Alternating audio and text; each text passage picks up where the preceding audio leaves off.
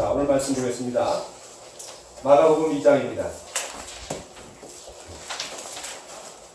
마가복음 2장 1절부터 12절까지입니다.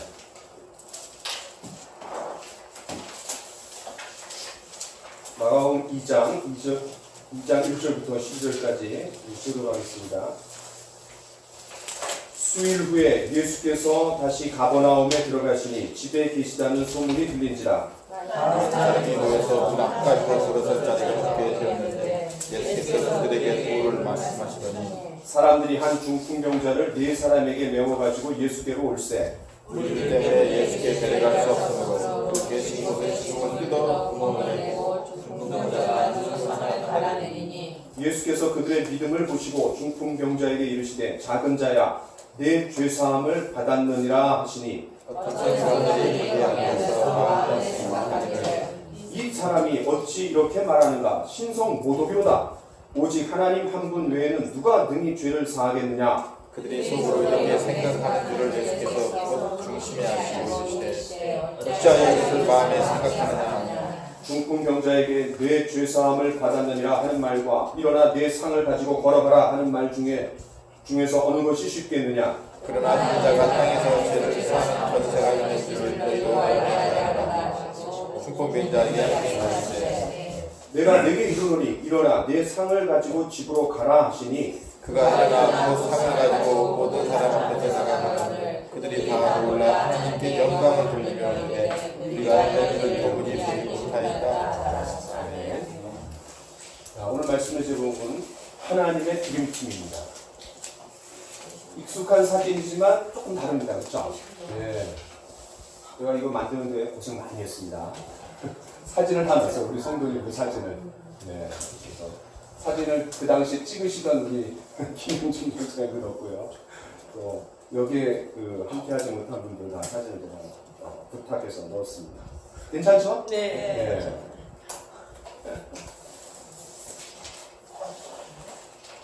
행복한 인생을 위해서 네 가지 만남이 있다고 합니다. 첫 번째는 뭐니 해도 예수님과의 만남이죠. 그렇죠? 멘토. 그렇죠? 우리 인생의, 우리의 삶의, 우리 영원한 삶의 멘토이신 예수님과의 만남입니다. 두 번째는 직업과의 만남입니다. 그렇죠? 우리 자아실현을 하고 또 큰 인생을 살면서 좋은 마스터. 그렇죠? 직업과의 만남입니다. 세 번째는 메이트입니다. 친구와의 만남이죠. 이것이 친한 우정을 나눌 수 있는 친구일 수도 있지만 또 인생의 반려자, 배우자일 수도 있습니다. 네 번째는 미션입니다. 사명과의 만남입니다. 사명과의 만남. 이 네 번째 사명과의 만남이 너무 중요하기 때문에 어떤 사람은 이렇게까지 얘기했습니다. 사명과 연관해서 인간은 세 번 태어나야 된다는 거예요. 첫 번째는 엄마 뱃속에서 태어나는 거죠. 두 번째는 우리가 영적으로 거듭나는 겁니다. 세 번째는 자신의 사명을 발견하는 거예요. 이 사명이 굉장히 이렇게 중요하다고 태어나는 거랑 연관해서 설명했습니다. 우리 행복한 교회의 이름에도 행복이라는 이름이 들어가 있습니다. 저는 우리 모든 성도님들이 정말 행복하기를 바라요. 신앙생활 하면서 의무감이나 형식적으로 그런 신앙생활이 아니라 정말 감격하고 감사하고 매일매일 행복이 넘쳐나는 그런 교회가 되기를 원합니다. 그러려면은 우리 교회는 사명이 이끌어가는 교회가 되어야 됩니다. 어떤 기관이든지 존재 이유와 목적이 있습니다. 흔히 그것을 사명선언문이라는 것으로 표현하기도 합니다. 대학교에도 사명선언문이 있고 회사에도 사명선언문이 있고 심지어 조그마한 구멍가게에도 사명선언문이 있습니다. 또 개개인도 사명선언문을 가지고 있는 분이 있어요. 자, 여기 보면은 데이빗 리빙스턴입니다. 아프리카 복음화의 선구자라고 불리죠. 이 데이빗 리빙스턴 선교사는 이렇게 말했습니다. 우리 같이 한번 읽어볼까요? 시작. 사명을 가진 사람은 그것을 달성할 때까지는 결코 죽지 않는다. 네. 이거는 그냥 멋들어진 표현이 아니라 이분의 삶의 표현입니다. 아무도 알아봐 주지 않았던 그리고 가기를 두려워했던 그 아프리카에 가서 사명을 가지고 참 열심히 그 사명을 가지고 있었을 때 보호되고 하나님의 인도하심을 받고 끝까지 사명을 잘 감당했던 놀라운 표현입니다. 우리 교회에도 사명 선언문이 있습니다. 너무 어렵죠? 자, 그럼 이걸 보시면 됩니다. 자, 여기 보면 위대한 명령과 위대한 계명에 위대한 헌신을 한 우리는 위대한 교회가 된다. 재밌는 표현은 great라는 말이 반복됐고 앞에 C가 다 반복이 됐어요. 그렇죠? 그러니까 지상명령, 큰 위임, 지상명령과 또 가장 큰 계명, 그것에 대한 위대한 헌신은 위대한 교회가 된다. 여기서 말하는 The Great Commission, 위대한 위임, 위대한 명령은 우리가 잘 알고 있는 대로 모든 족속으로 가서 제자를 삼으라. 땅 끝까지 이르러 복음을 전하라. 내 증인이 되라. 라는 겁니다. 지상명령입니다. 그 다음에 The Great Commandment는 대계명입니다. 서기관이 와서 예수님께 가장 큰 계명이 뭡니까? 이렇게 물은 적이 있어요. 그때 예수님께서 뭐라고 하셨어요? 마음과 뜻과 정성과 힘을 다하여 주 너의 하나님을 사랑하고 내 이웃을 내 몸과 같이 사랑하라. 마태복음 22장에 나와 있습니다. 그래서 이것이 성경을 끌고 가는 가장 큰 명령입니다. 그래서 그것에 대한 위대한 헌신, 그것은 위대한 교회를 만든다는 거예요. 자, 그럼 가슴이 뛰지 않습니까? 네. 그런데 이 교회는 교회 자체의 사명선언문을 작성하기 전에 예수님의 사명선언문을 먼저 확인해야 됩니다. 왜냐하면 예수님이 몸된 교회의 머리시기 때문에 그렇습니다. 몸은 머리의 통제 없이는 움직일 수가 없습니다. 예수님의 사명선언문을 한번 보겠습니다. 같이 한번 읽어볼까요? 시작. 주의 성령이 내게 임하셨으니 이는 가난한 자에게 복음을 전하게 하시려고 내게 기름을 부으시고 나를 보내사 포로된 자에게 자유를 눈먼 자에게 다시 보게 함을 전파하며 눌린 자를 자유롭게 하고 주의 은혜의 해를 전파하게 하려 합니다. 예수님께서 공적인 생애로 들어가시면서 회당에서 이사야 61장 말씀을 다 가지고 이 말씀을 선포하신 거예요. 예수님의 사명선언문이에요. 그리고 이 말씀이 너희 귀에 오늘 응하였다 라고 놀랍게 선포했습니다. 이 말씀에 의하면 전하다 라는 말이 세 번 나옵니다. 그렇죠? 그러니까 예수님께서 이 땅에 오신 목적이 분명하게 나타나 있습니다. 무엇을 위해서 오셨는지 전하기 위해서 오셨다는 거예요. 근데 뭘 전하는 거예요? 복음을 전하는 거예요. 복음. 그런데 그 복음을 들어야 될 대상이 누구예요? 포로된 자. 그렇죠? 죄와 사단에게 죽음에게 포로된 자들이 얼마나 많습니까? 그런 사람들을 자유케 하시기 위해서 오셨다는 거예요. 또 눈먼 자에게, 눈먼 자는 누굽니까? 영적으로 소경된 자에게 그것을 눈을 뜨게 해서 천국을 보게 하고 천국에 들어가도록 하기 위해서 예수님이 오셨다는 거예요. 결국은 그들을 해방시키고 눈을 뜨게 해주시기에 오셨다는 말은 예수님께서 이 땅에 오신 목적이 뭐라는 거예요? 영혼들을 구원하기 위해서 오셨다는 거예요. 영혼들을 구원하기 위해서. 이 일은 십자가라는 어마어마한 대가를 치러야 했습니다. 그래서 예수님이 이렇게 말씀하셨습니다. 같이 한번 읽어볼까요? 시작. 인자가 온 것은 섬김을 받으려 함이 아니라 도리어 섬기려 하고 자기 목숨을 많은 사람의 대속물로 주려 함이라. 여러분 지난주에 우리가 뭐라 했냐면 인자의 온 것은 잃어버린 자를 찾아 구원하려 함이라 했어요. 근데 똑같이 예수님 오신 목적은 그 잃어버린 영혼들을 구원하는 건데 그거는 말로 구원하는 것도 아니고 종교로 구원하는 것도 아니고 철학으로 구원하는 것도 아니고 자신의 생명을 바쳐야 된다는 거예요. 십자가로 구원할 수 있다는 것을 말씀하시는 거예요. 같은 맥락이에요. 이러한 영혼 구원이라는 예수님의 목적, 또 십자가라는 그분의 그 목적을 성취하기 위한 이 헌신의 수준이 고스란히 교회의 목적이 되어야 하고 우리 교회의 헌신의 수준이 되어야 됩니다. 이것은 예수님의 다음 말씀에 또 분명하게 나타나 있습니다. 자, 같이 한번 읽어보겠습니다. 시작. 또 우리에게 이르시되 아무든지 나를 따라오려거든 자기를 부인하고 날마다 제 십자가를 지고 나를 따를 것입니다. 예수님 자신만 십자가를 지시는 것이 아니라 우리도 초청하고 있다는 거예요. 예수님 십자가 지시기 전에 아버지여 이 잔을 내게서 치워달라고. 그러나 아버지의 뜻이면 제가 받겠다 그랬어요. 그러니까 우리도 십자가를 지는 것이 쉽지 않습니다. 결코 쉽지 않습니다. 그렇기 때문에 우리는 자기를 부인해야 돼요. 그런데 예수님 뭐라 그러냐면 날마다 제 십자가를 지라고 했습니다. 제 십자가. 각자 자기 십자가가 있다는 거예요. 그러면 저와 여러분의 십자가는 뭡니까? 어떤 분이 이렇게 얘기할 수 있어요. 아유 원수 같은 내 남편이 제 십자가입니다. 또 원수 같은 우리 자녀들이 내 십자가입니다. 아니면 원수 같은 건 누구? 그러니까 다른 사람이 나를 힘들게 하고 괴롭게 하고 나를 얽으면 그 사람이 십자가라는 거예요. 또 어떤 사람은 자신의 연약함, 자신의 허물, 자신의 발목을 잡는 어떤 그런 상처들, 그게 자신의 십자가라고 착각합니다. 아닙니다. 여기서 말하는 십자가는 여러분 예수님이 왜 십자가를 지셨을까? 영혼들을 위해서 십자가를 지셨습니다. 그렇다면 우리가 져야 될 십자가는 뭡니까? 영혼들. 내 남편, 내 아내, 내 자녀, 나의 허물, 나의 연약함이 아니라 영혼들. 날마다 제 십자가를 지고 가라. 그 말은 영혼들을 위해서.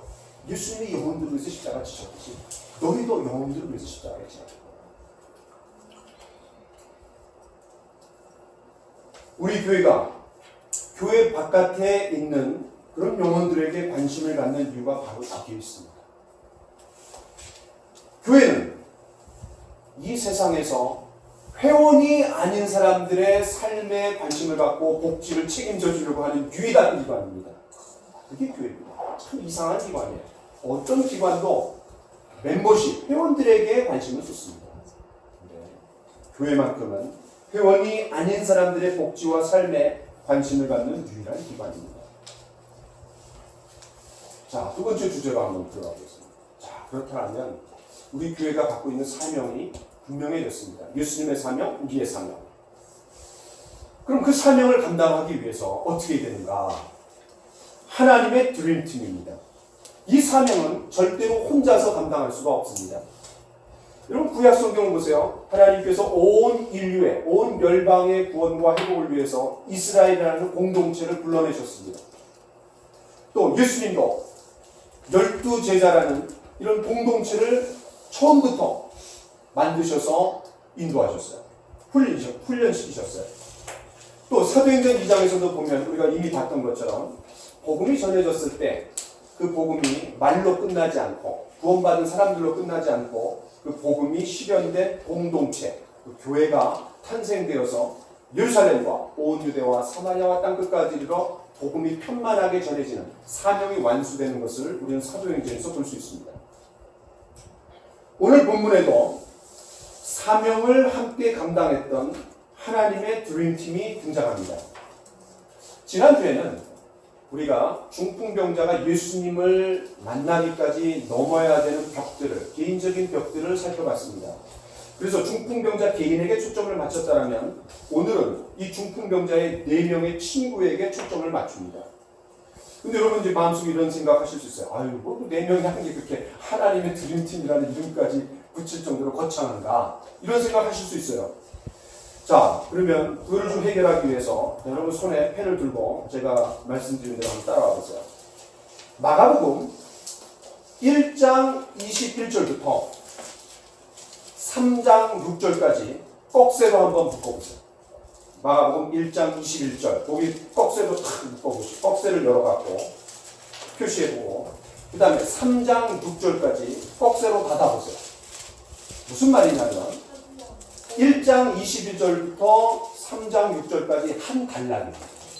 커다란 한 덩어리의 이야기예요. 여기에 10개의 이야기가 들어있습니다. 그래서 10개는 5개, 5개 두 파트로 나눠졌어요. 앞에 5파트는 예수님이 병자들을 치유하시는 내용입니다. 기적을 베푸시는 거예요. 그런데 뒤에 5개의 이야기는 그것이 계기가 되었고 예수님이 사람들로부터 종교 지도자들로부터 비난을 받고 정죄를 받고 심지어는 예수님을 죽이고자 마음에 결정하는 그런 내용들이 5개 이야기가 들어있습니다. 자, 같이 한번 볼게요.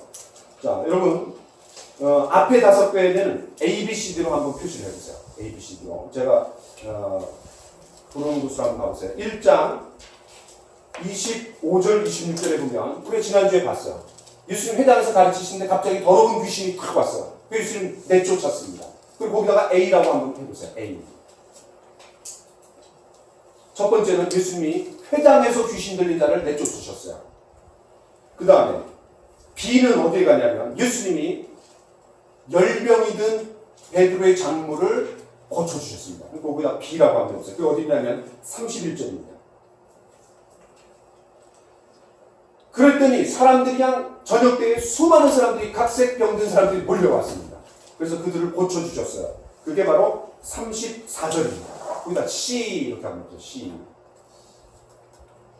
그 다음 지난주에 또 우리가 봤죠. 나병 환자가 찾아왔는데 그 나병 환자를 고쳐주셨어요. 그게 어디냐면은 자 42절입니다. 거기다가 D 이렇게 하면 되죠. D.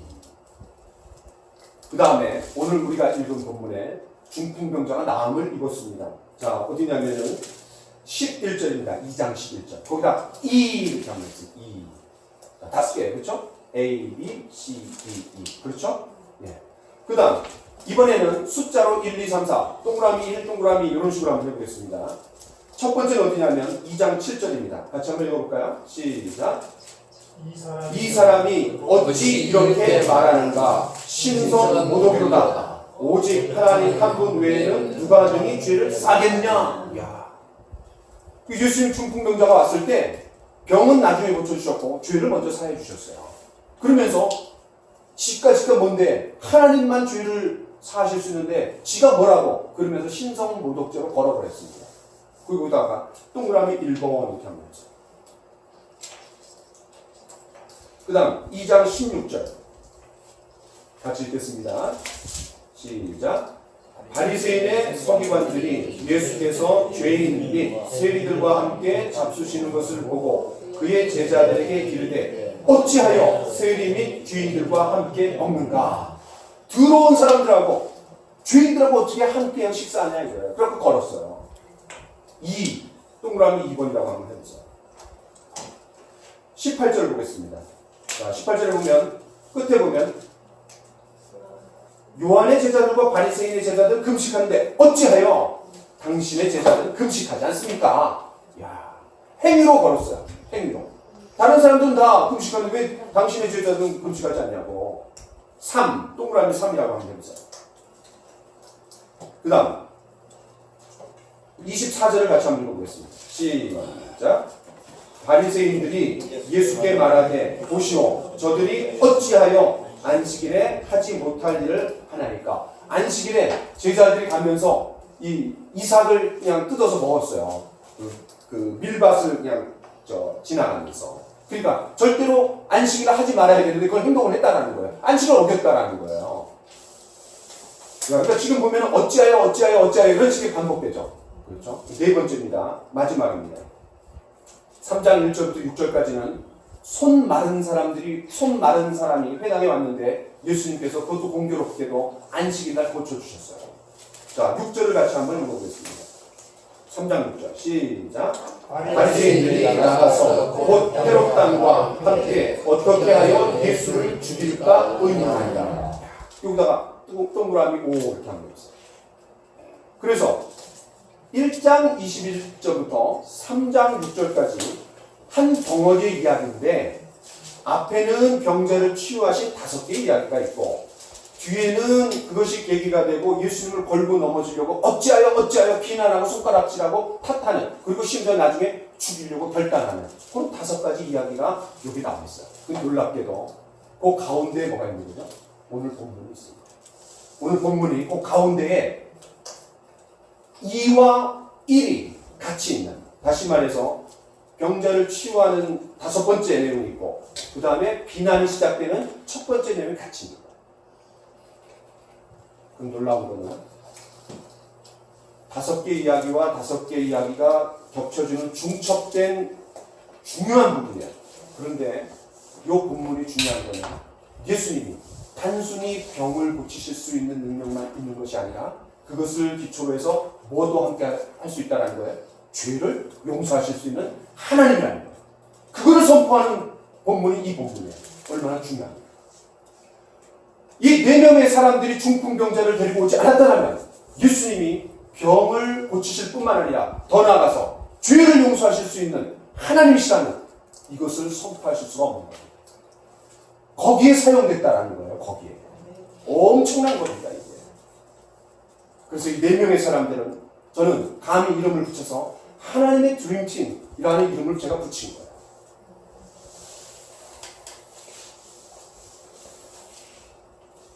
이 4명의 친구들이 중풍병자 친구를 예수님께 데리고 온 사건은 그 일 때문에 예수님이 누구신지가 확연하게 드러났습니다.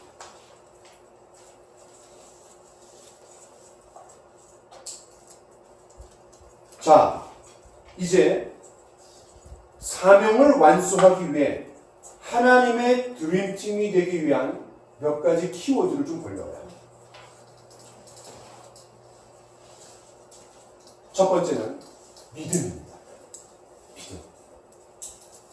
저는 이 4사람을 하나님의 드림팀, 그리고 이 하나님의 드림팀이 됐던 4사람이 엄청난 역사를 이루었고, 그것을 가만히 생각해 볼 때 저와 여러분도 이웃초청 만찬을 놓고 하나님의 드림팀이 되어야 되겠다라는 생각을 한 거예요.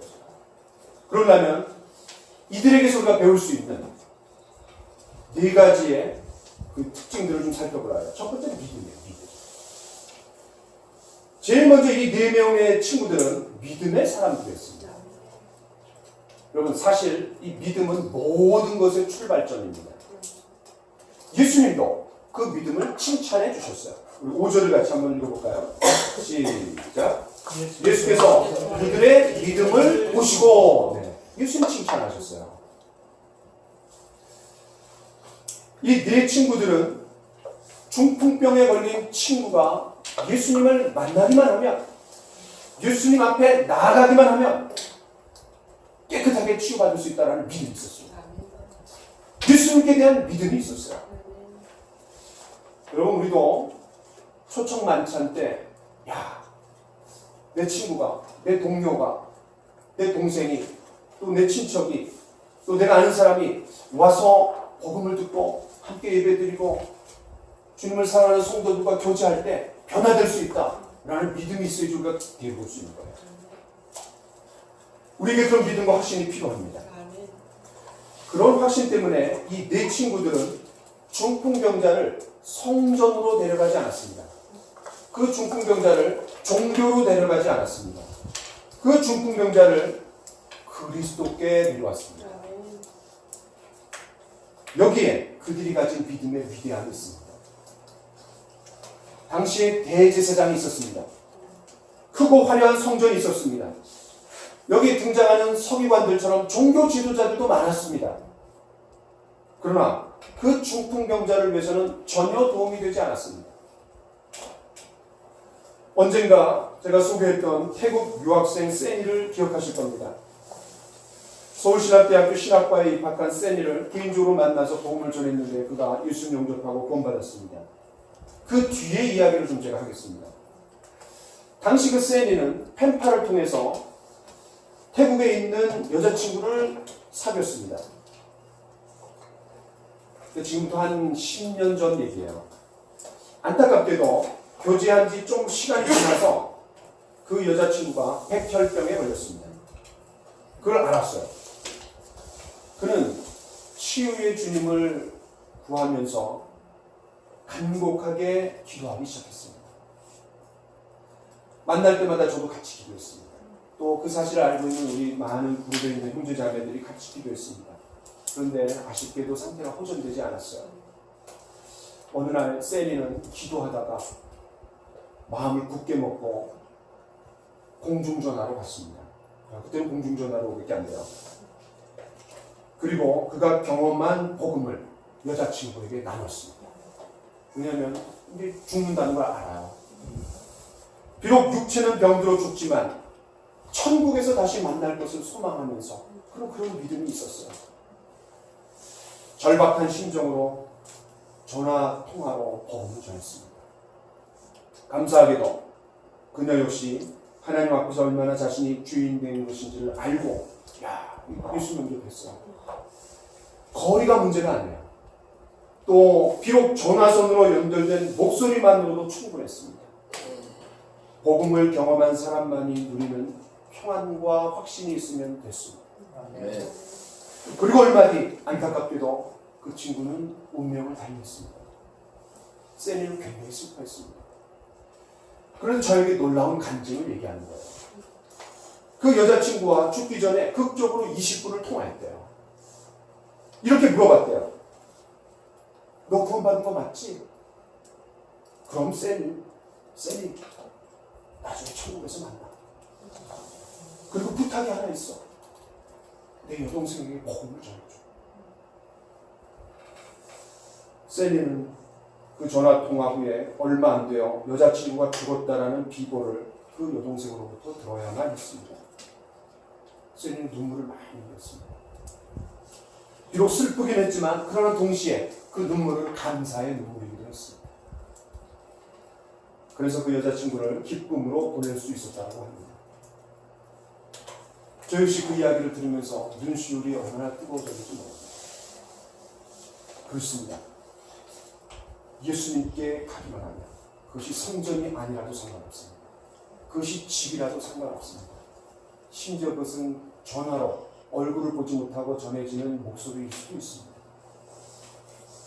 예수님께 나오기만 한다. 누구나 구원받을 수 있습니다. 이것이 복음의 능력입니다. 두 번째, 공감입니다. 긍휼히 여기는 마음입니다. compassion이라고 하죠. 하나님의 드림팀이 되기 위해 두 번째 키워드는 공감입니다. 내 친구들은 위로는 주님께 대한 믿음을 가졌고 아래로는 친구의 아픔을 깊이 공감할 줄 알았습니다. 다른 사람의 아픔을 자기의 아픔으로 끌고 올 수 있는 사람들이었습니다. 한마디로 상대방의 필요에 민감했고 그 필요를 실제적으로 도우려는 사랑이 있었습니다. 여기 예수님과 중풍병자를 사이에 두고 등장하는 세 종류의 사람들이 있습니다. 첫 번째는 소문을 듣고 온 많은 사람들입니다. 두 번째는 예수님을 비난하고 꼬투리 잡으려고 했던 종교 지도자들, 서기관들입니다. 세 번째는 4명의 친구들입니다.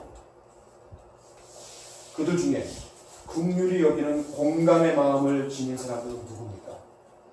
오로지 4명의 친구들 뿐이었습니다. 예수님이 계신 곳을 꽉 메운 사람들이 공감의 마음, 긍휼히 여기는 마음을 조금이라도 갖고 있었다면 틀림없이 이 절박한 심정으로 4명의 친구가 중풍병자를 데리고 왔을 때 길을 터주었을 겁니다. 그렇게 한번 부탁해보지 않았겠어요? 이 친구들이 순전히 예수님을 혼자서만 독점하려고 이기적이고 개인적으로 행동했습니다. 틈을 주지 않습니다. 다른 사람들의 필요는 안중에 없었습니다. 서기관들을 생각해 보십시오. 이 종교 지도자들인 서기관들이 평소에 성도들에게 공감을 하고 그들의 귀 기울이고 소통을 하고 그들을 긍휼히 여기는 마음을 가졌다면 이 4명의 친구들은 서기관들한테 가서 기도를 받았을 겁니다. 비록 그들이 치유는 못한다 하더라도 기도는 받을 수 있어요. 또 예수님에 대해서도 이러쿵저러쿵 율법을 들이대면서 신성 모독죄로 몰았습니다. 그들에게 공감의 마음이 있습니까? 서기관들은 중풍병자에게 무엇이 필요한지 전혀 인식하지 못했습니다. 오히려 그들은 예수님께서 네 친구들의 믿음을 칭찬하시면서 중풍병자의 병을, 죄를 용서해 주셨을 때 예수님의 사역을 비판하는 데 혈안이 되어 있었습니다. 반면에 이 4 친구들을 생각해 보십시오. 중풍병자 친구의 아픔을 이해했습니다. 또 공감했습니다. 그의 필요를 채워주려고 애썼습니다. 서기관들의 냉정하고 무감각한 마음, 또 개인적이고 이기적인 많은 사람들하고 얼마나 대조됩니까? 여러분, 요즘 사회에서도 공감 능력, 감정 지수 굉장히 중요하게 생각합니다. 리더십의 자질 중 하나가 공감 능력입니다. 참 이게 굉장히 필요한 것 같아요. 저한테 제일 필요한 것 같아요. 추진력과 절제력, 판단력이 중요합니다. 그러나 변화하는 새로운 시대에 필요한 리더십은 지시가 아닌 소통이고 카리스마적인 권위주의가 아닌 세심한 경청과 부드러운 대화입니다.